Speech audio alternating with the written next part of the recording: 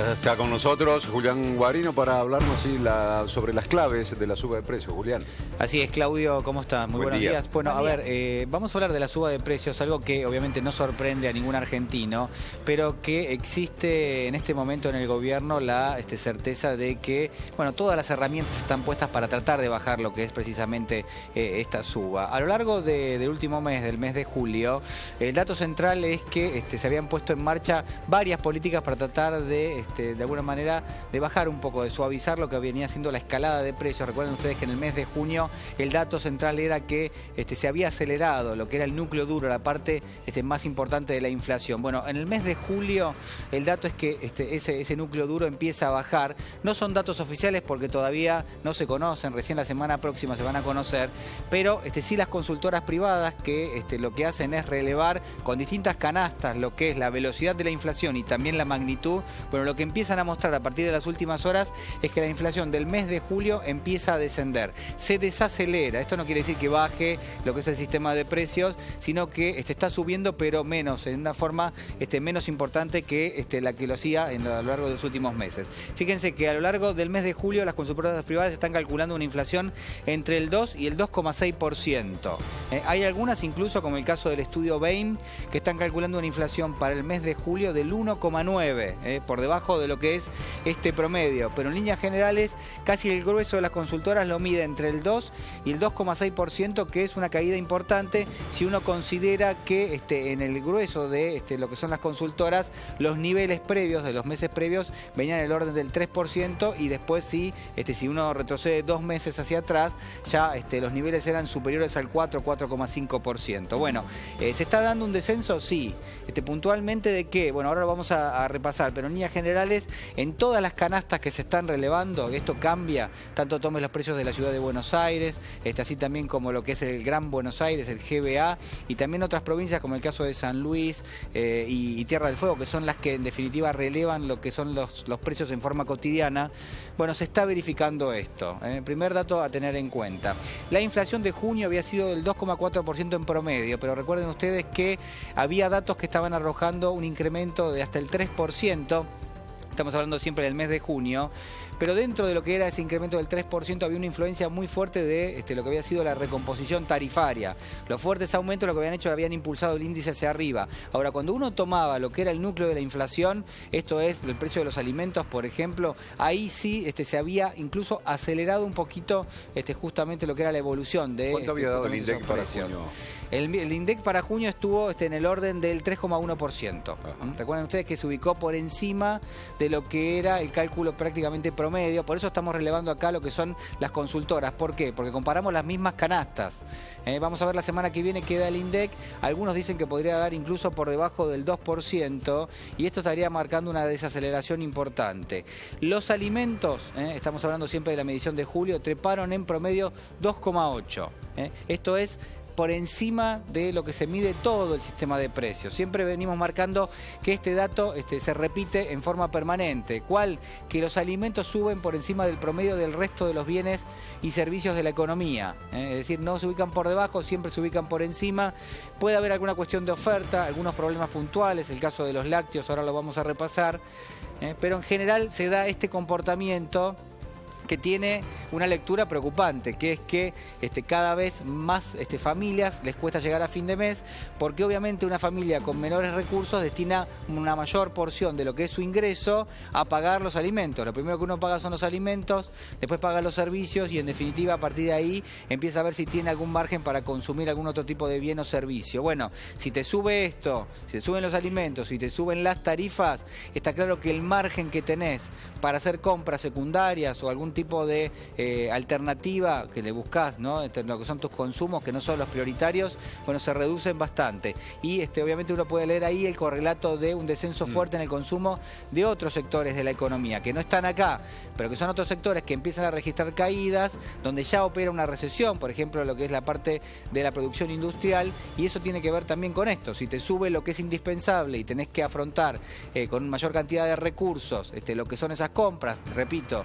de servicios públicos y de alimentos, lo que te queda disponible es mucho menos para lo que son compras, por ejemplo, de lo que podría llegar a ser algún tipo de decisión para renovar algún electrodoméstico que vienen sufriendo una caída fuerte en las ventas, caso de las heladeras, los lavarropas, etcétera. Lo que son los artefactos de cocina también han experimentado una caída de más del 20%.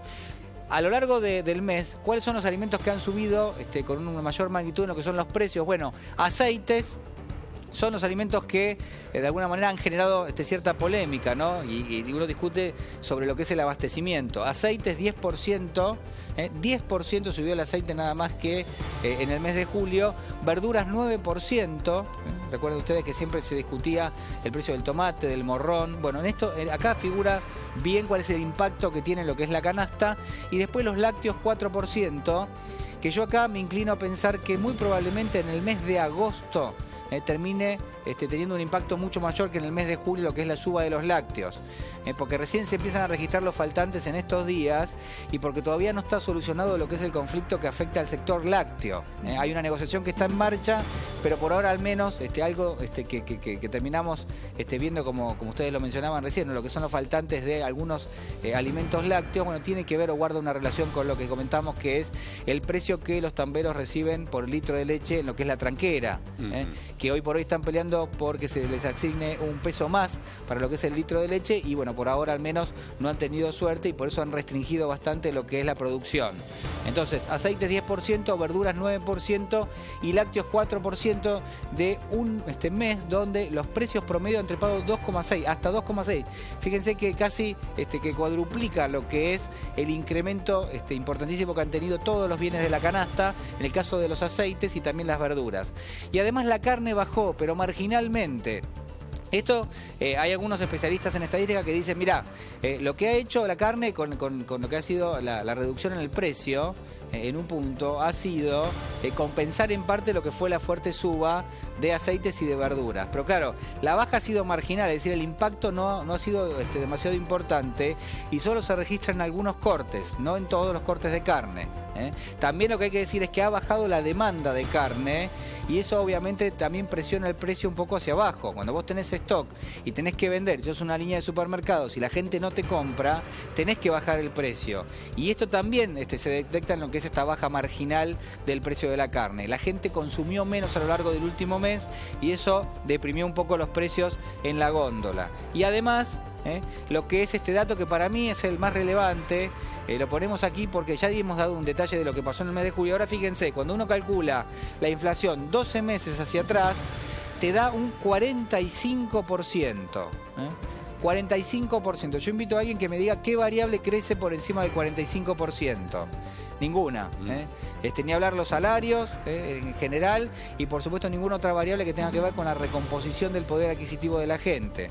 Entonces, bueno, atención con este dato, que cuando uno habla en términos de estadística, lo que importa es esto, cómo te vino impactando en el bolsillo lo que ha sido el incremento de precios y obviamente esto hay que analizarlo en un contexto más importante, donde todavía no está claro, pero muy probablemente la Corte Suprema termine dándole la razón al gobierno en lo que es el aumento tarifario, si bien con un tope, pero en definitiva el impacto se va a sentir y al mismo tiempo, atención, porque el gobierno tiene cierto temor en que lo que es, por un lado, este incremento fuerte, pero por otro lado el impacto tarifario vuelva a generar un aumento que se llaman los aumentos de segunda ronda, es decir, ya se incorporaron los de primera ronda, esto es, te subieron las tarifas, aumentaste tu producción, o en todo caso trasladaste lo que era la suba de los costos al precio final. Bueno, atención porque va a haber algunas industrias que podrían volver a remarcar los precios el mes que viene. Y a ese dato hay que sumarle otro que no es menor, que es que cuando vos comparás un mes de este año con respecto al mes del año pasado, es tan importante lo que pasó este año como también lo que pasó el año pasado, porque eso te marca la magnitud en la cual vos haces esa diferencia. Y estamos comparando, o empezamos a comparar ahora, con los mejores meses del año pasado. Aquellos donde el incremento de precios había sido más bajo, es decir, que el salto va a ser más importante. ¿Cuáles fueron los mejores meses del año pasado, Julián? Fueron el primer trimestre y el tercer trimestre del año. El primer trimestre, después vino un impacto bastante fuerte en términos recesivos y después hubo un esfuerzo muy grande por parte del gobierno de Cristina Fernández de Kirchner por reactivar lo que era un mercado que se había caído muchísimo, donde ya empezaba a experimentarse una recesión fuerte y el sector productivo quedó en recesión, pero el sector del consumo no. ¿Por qué? Porque vino un estímulo, vinieron ajustes en el tema de lo que son las jubilaciones y las pensiones.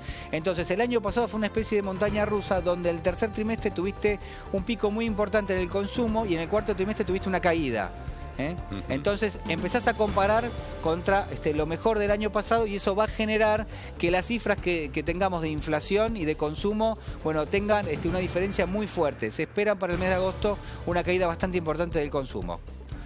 Muy bien, Julián, seguimos en el minuto. No? ¿Qué tenemos dentro de un ratito? Bueno, en un minuto vamos a hablar de movimientos que hay en el mercado de la telefonía celular. Atención porque está ingresando una nueva empresa, así que vamos a hablar, sí, al mercado. ¿Origen? Mira, es prácticamente multinacional, Estados Unidos, Reino Unido, Canadá, Australia, así que va a hacer ruido y por lo menos esperemos los consumidores tener algún tipo de alternativa también a la hora de elegir. Gracias, Julián.